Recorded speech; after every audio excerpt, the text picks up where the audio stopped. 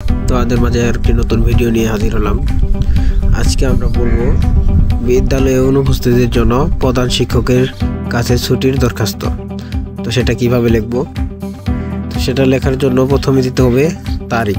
এই যে তারিখটা দেওয়া আছে, এই তারিখ মানে যে তারিখে তোমরা আবেদনটা লিখবা ওই দিনের তারিখটা দিবা। তারপরে লিখবা বরাবর প্রধান শিক্ষক। তারপরে তুমি যে স্কুলে পড়ো ওই স্কুলের নাম দিবা এই জায়গায়। তারপরে বিষয়, তোমাদের আবেদন লেখার ক্ষেত্রে এই জিনিসগুলা বিশেষ করে এই জিনিসগুলা কিন্তু খুব ইম্পর্টেন্ট। এর মধ্যে বিশেষ করে এই বিষয়টা খুবই ইম্পর্টেন্ট। বিষয় না দিলে কিন্তু নাম্বার হবে না অথবা আবেদনপত্র হবে না। সুতরাং বিষয়টা খুবই ইম্পর্টেন্ট, তোমরা বিষয়টা ভালো করে দিবা। বিষয় প্রশ্ন মধ্যে দেওয়া হয়েছে এই যে অনুপস্থিতির জন্য প্রধান শিক্ষকের নিকট ছুটির দরখাস্ত। তো বিষয় দিয়ে দিবা অনুপস্থিতির জন্য ছুটি মঞ্জুরের আবেদন। তারপরে জনাব সবিনয় বিনীত নিবেদন এই যে। তারপরে তুমি তোমার কারণ লিখবা, জ্বর হয়েছিল, মাথা ব্যথা বা যে কোনো অ্যাক্সিডেন্ট বা তোমার যা হয়েছিল সেটা লিখবা এই জায়গায়।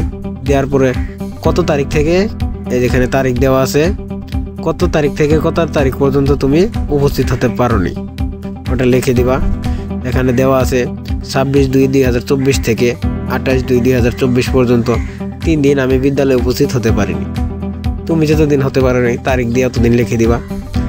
তারপরে দিবা অতএব উক্ত 3 দিনের ছুটি মঞ্জুর করার জন্য আপনাকে বিনীত অনুরোধ করছি।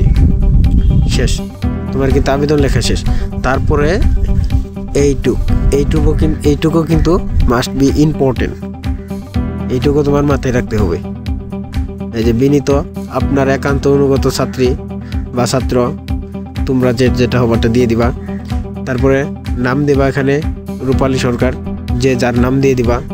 তারপরে তুমি তোমাদের কোন ক্লাসে পড়ো এটা দিয়ে দিবা, 7ম শ্রেণী, শাখা দিয়ে দিবা।